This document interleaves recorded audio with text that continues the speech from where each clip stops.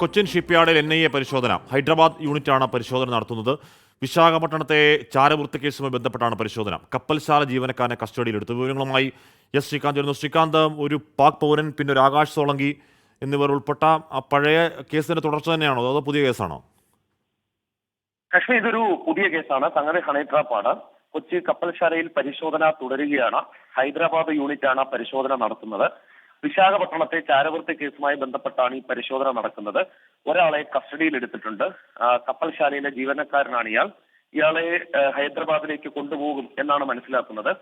കപ്പൽശാലയിലെ തന്ത്രപരമായ വിവരങ്ങൾ ചോർത്തി ചിത്രങ്ങൾ എടുത്തു എന്നുള്ളതാണ് ഇയാൾക്കെതിരായ കുറ്റം. എന്തായാലും ഹണി ട്രാപ്പ് തെളിഞ്ഞിട്ടുണ്ട്. അത് വിശാഖപട്ടണത്ത് ഒരാൾ അറസ്റ്റിലായിട്ടുണ്ട്. അയാളുടെ ചോദ്യം ചെയ്യലിൽ ഈ കൊച്ചി കപ്പൽശാലയിലെ വ്യക്തിയെ കുറിച്ച് വിവരം കിട്ടി. ഇതാണ് NIA പറയുന്നത്.